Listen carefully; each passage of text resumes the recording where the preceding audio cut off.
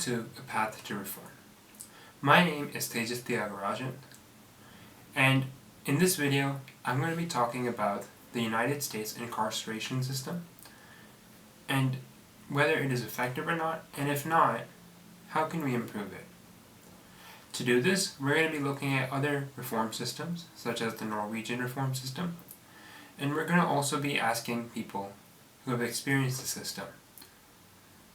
In this video, we're going to be interviewing Mr. Dave Dahl, the founder of Dave's Killer Bread. Mr. Dave Dahl is a two-time offender turned entrepreneur. After a second time in prison, he realized that he wanted to change something in his life.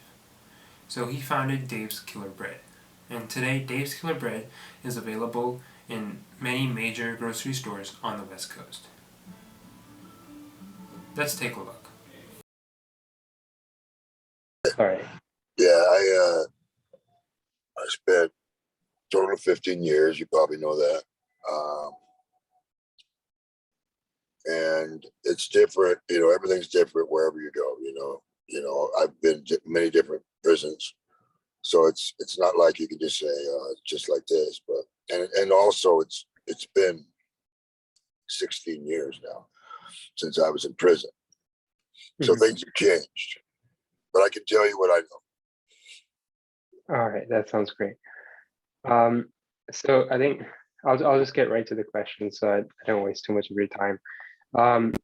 So the first question I had for you was, could you just tell me a little bit about your childhood and how it may have influenced the your criminal activity leading up to your prison time? Well, in my case, it was, I can look back and say low self-esteem, depression, antisocial, rebellion.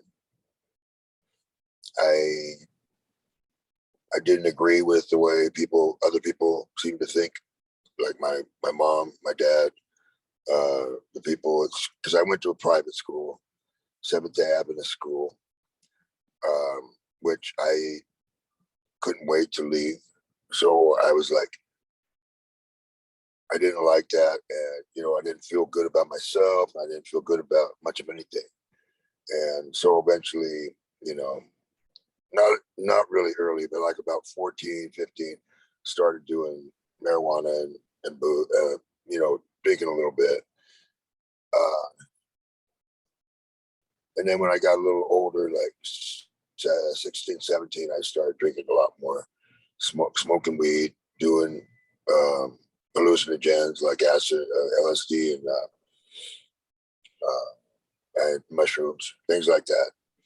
So it was all just party and stuff, it helped me to fit into, a certain group of people. So I actually fit in, but sort of, because we're all misfits, we all had our issues with everything. And so it was kind of a little motley crew of folks. And I worked at my family's bakery when I was a kid that whole time. And then I would do everything else on Friday, Saturday, all the bad stuff was on Friday, Saturday. So I didn't really do any crazy stuff. I mean, I did there was a lot of crazy behavior, but it didn't really get super crazy till after I'd been married and had a kid, and that didn't work out. And I was really down on myself, and I stuck a needle full of methamphetamine in my arm and changed everything. Made me feel like I could do anything. And that's just a lie that you tell yourself, but it feels like that's the case, Well, that's a lot more of a story than I've ever had in my life. And then at what point in your life, in this process, at what point in your life did you decide to make that change towards becoming an entrepreneur and kind of going the route you did? I went to prison 4 times, right? I went to jail numerous times besides that. But the 4th time I went to prison, I was fortunate enough to be on the list for about 3. I was on the list for 3 or 4 years before I got an opportunity I was on a list to go into CAD camp, computer-aided drafting and machining. And I didn't have any idea what I was getting myself into. But, you know, at first, when I turned on the computer, I mean, I didn't even know how to turn on a computer. Where's the button, you know, then what do you do when you get it on? And I mean, it was just like that. And in those days, you know, computers were fairly new. But within a month, I was really kicking ass, and I was doing some great work, you know, just really learning fast. And it felt powerful to have that keyboard in front of me that I was learning how to use really well. And it was the first time in my life that I realized that I had potential to do something, you know, something maybe not special, but maybe something that I could enjoy and be happy with. But I did realize that I had like maybe a certain flair for, you know, the drafting, and also I've always been sort of an artist. And so I got into that and started kicking butt there. And that didn't necessarily make me think I wanted to be an entrepreneur. It just made me think, you know, I can do whatever. And I think it's very important for people to realize that you got to be a good employee to be a good entrepreneur. In my opinion, you got to be able to be either. As the entrepreneurship came when I had an opportunity after prison to get back with my family in business, and I would say I completely, in a lot of ways, transformed the bread aisle with my products. You're too young to remember those days, but I was in 2005 when I got out of prison. I was immediately making new products because I used the ideas, the style, the type of experimentation, the type of design ideas and such that I learned in drafting, and I was able to take that on to the bread industry. And I designed breads that, you know, I realized that these were the best breads out there. And whatever the best breads were out there, that's the breads I was going to beat. And so I had to first learn, just like in drafting, you have to learn how to make what's out there. And then you have to figure out what makes it good and how you can make it better. And that's basically what I did with I never saw myself. I was never really like, oh, I'm going to be an entrepreneur. No, I'm a product creator. I'm a designer, you know. That's the way I see myself. But it became entrepreneur because I bought into the company. And then we had to deal with all the things that a businessman has to deal with.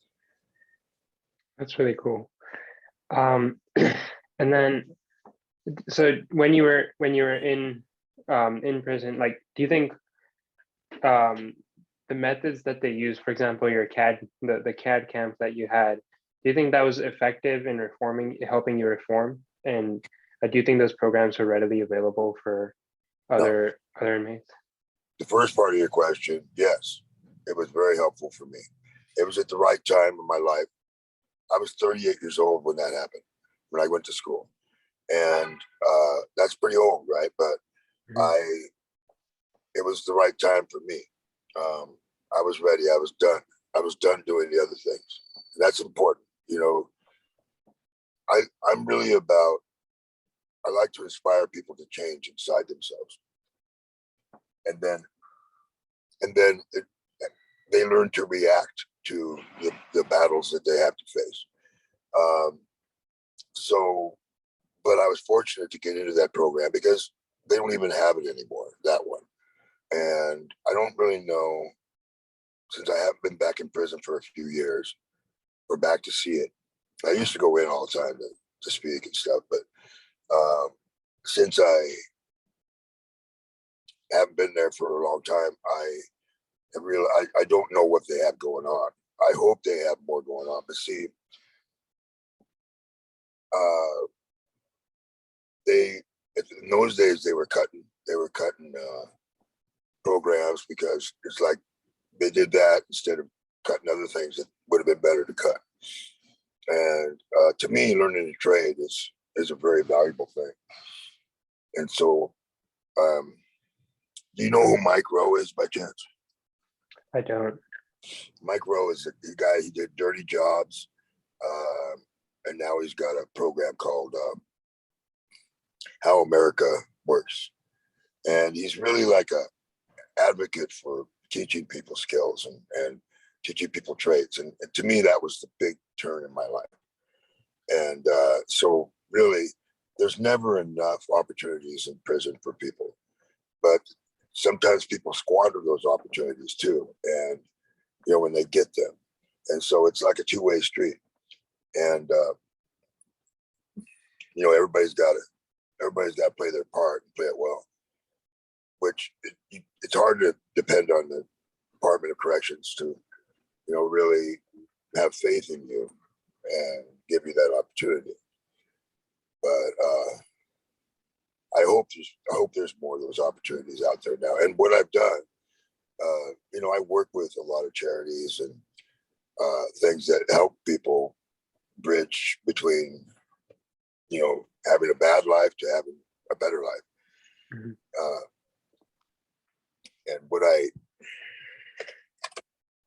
Like one of the programs I'm working with that will hopefully get into the prisons eventually is called Constructing Hope. And I've been one of their number one supporter in Portland. And they help a lot of people learn trades coming out of prison, and it changes lives. Where was I? Oh, I was just telling you about Constructing Hope and Central City Concern and things that I am involved with now because I believe in these programs help people in a big way. And so I've done a lot of work with them and, support of them. But anyway, I also have invested as a businessman into an organization called Nucleus. Have you heard of that? I have not. This program helps them. I think so. This program helps a lot of people, or it helps by making it easier to get programs into prisons. And it's not really a what's the word? It's not a curriculum, but what it does is it makes a curriculum easy to get into a prison. And so this is something that I believe will help everybody. It's software essentially, but it's also training. So that's something that I'm involved with. Awesome. That's super cool. I think that's definitely, when I was doing my research for this project, that was something that I definitely found, that there's not a lot of these programs for prisoners who are trying to just get out of this life. And so they end up kind of getting sucked back into it or going into a loop. Well, that's true. And some people give up too easy because the thing is, one of the things that I like to instill in people is that really it's up to you, because there are opportunities for just about anybody, even if you have a record. Right now, especially, there's a lot of people who don't want to work, and there is a lot of people who there are a lot of opportunities, a lot of jobs available. We have to start with a low-paying job, but you got to start somewhere, and you prove yourself and move on, get better opportunities. I see. That's awesome. my philosophy. More than changing the system, which is important. It is important to change the system, but it's also important for the person to change. Makes sense. Mm-hmm. I think, and then, so do you think the current system, or sorry, what do you think about like second chances? Do you think that people can change? I mean, you've obviously made a major shift in your life. So well, let me address that real quick. When I first got out of prison, I knew I was changed. I knew that I was on a good path, right? Mhm. I didn't expect to become a millionaire. I just expected to I just wanted to enjoy making, a job and making and creating. And it turned out that it was very successful. You can't get out of prison and go, I'm going to be a millionaire without a plan. You know what I mean? But you can get it. You can get out of prison and be happy with the job that you're doing. So, and that's an attitude shift. So what I realized is if I could do this, then other people could do it. So obviously our bakery, Dave's Killer Bread, which I'm no longer involved with. When I first was a boss there, I was always willing to hire ex-felons because I understood that people can change, and when they do, they can be very valuable workers. And you can, it's twofold, threefold, because you get to sell, you get to have a great employee, and that employee's life is changed, his family's changed, the community has changed. It's a very powerful thing when you're able to help somebody like that. And so because of that, we ended up eventually, because we were willing to hire felons, as we grew, we ended up getting maybe 100 people in 1 year. And actually within a few months, we had to hire about 100 people. And that is a very challenging thing. But the hard thing is to do the research on each individual and to find out what each individual is like and about. And what has this person been doing while they were in prison? What is this person? Because really it's about over the last 6 months of their life, wherever, whatever it was at, have you prepared yourself to become a valuable employee and such, and take care of your family and all that? Have you done all that work? And that's work, and it's discipline. And you can, if you are a good interviewer, if you understand what you want out of an interview, you can find out from that person what kind of person they are, and that's helpful. But when you're hiring 100, not easy. Yeah, definitely. I think, I've never had that experience, but just from my parents and engaging when they conduct interviews or when they go to interviews, I definitely get some of that expertise. Are they business? Are your parents business people? Yes. Yeah. What kind of business do they have? They're both in tech. So. Oh yeah. Cool. That's great. That's probably very good. Very, very successful thing. So the next question I had was, you obviously talked about how you went to found Dave's Killer Bread. Do you think you ever faced discrimination for your past when you were in this venture? I think this is what the people that when I went back to work with the family, it was a small business, very small. When I went back there was a lot of discrimination toward me.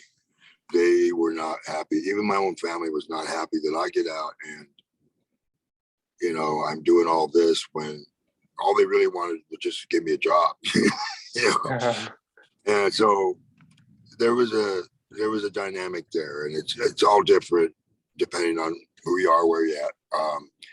But I had trouble getting a place to live, so I was able to find, it either had to be a friend that owned a property or something, or it had to be one of these rare places that just basically a slum, and it didn't bother me because having been in prison and such, and all my life and homeless and all that, I was like, this is like luxury to me, and so that's kind of the attitude that you have to have. You have to have a humble attitude because you are going to get slammed and people are going to talk crap about you. But for me, because I was doing the right thing and it was clear that I was doing the right thing, it was hard to discriminate against me. It was hard to find things that they could put me down for because I was working so hard and doing so many good things You know, it's like, well, we can't even find anything to down. Even my parole officer was like, dude, I wish everybody was like this because I don't even have to think about you. You're just too busy working to do anything wrong. Uh-huh. So that's the way I had completely transformed, and I kept doing that, and that's what people have to do. I see. Yeah, And I think they will be discriminated against, and that's just part of it. definitely. Yeah, I mean, I didn't find much on like discrimination in my research, but I definitely saw that in the statistics that it was pretty tough for prisoners to get jobs out after coming out of prison. So the initiative that I think it's to be honest, I think it's even worse for minorities, and that's why I support so much these job creation opportunities and the training for people in trades. And I've seen a lot of transformation. And when you do that kind of work, people don't discriminate as much. I see. That's really cool. Thank you. And then my final question, and this is just more about you personally. What do you want your legacy to be? And do you think you have achieved success? You know what success is to me? The first time I realized successful was when I had this turnaround in my life. I still didn't have any money, but I was working. When I started working with my family, I was making $12 an hour. Now that's not even really minimum wage around here now, but I didn't care. It was enough for me right there because I was busy doing stuff. I didn't even have time to spend money. So I felt successful in my mind and heart, and I felt courageous, and I felt strong. And that to me is the best kind of success you can have. And then you extend that to whatever you do, and you become successful in other ways. So yes, I feel very successful. And here's the one thing that I feel successful business wise, right? But the one thing that really kind of warms my heart is when I first got out, I wrote my back in the bag, right? And I was very personalized because people had to know who Dave was, And so I was like, okay, well, if they don't like it, that's too bad because they're going to find out anyway. So I'm just going to tell them like it is. And I made it inspirational and people loved it. So people would call me or email me and say, Dave, we love your story. Can you help? Will you help my family? Will you help, people? You really need to help people. And I was like, I'm starting to speak and stuff, go out speak. I'm writing stuff. I'm doing all these things. And I'm thinking, well, if I can just help one person transform their lives, that would be cool. I would, that would make it worthwhile. But now I feel like I've helped innumerable people, and not just ex-felons, but people who need a little bit of inspiration and hope. And so I've seen that. I've had a lot of people tell me how much it's made a difference in their lives to know my story. So that's another kind of success that's probably more important than anything. That's really meaningful. I mean, I found out about you just by my family buys the bread as well, and so there's a day where I took the bread out of the cabinet and I just read the back and that I thought that story was super cool. And so you haven't read my version of the story, but you read the modern version of it. If I get a chance, if I have your email, I'll send you the early story, and you can see what I actually wrote. But yeah, sure, people, they like that story the way it is now, but it's very watered down compared to what I used to say. I used to tell people. Definitely. Yeah, I mean, just from speaking to you today, there's definitely a lot more to it. But I think that just seeing that original story and then doing some more research and then getting to talk to you over Zoom. Really, like it means a lot. So thank you so much for joining me. Well, I've enjoyed this. You seem like a very intelligent and good person. So thank you. How you doing? Thank you so much. All right. Thank you. Bye. Thank you, Mr. Dahl, for talking with me. Clearly, we have a lot to learn about the American reform system. There's a lot that can be changed, and there are a lot of ways it can be improved so that we're more effectively spending taxpayer money. Thank you so much, Mr. Dahl, for joining me in this video, and thank you so much to his assistant, Ms. Krista Brandner, for helping me schedule the interview. I hope you enjoyed this video and look forward to future videos. Thanks for watching. Bye-bye.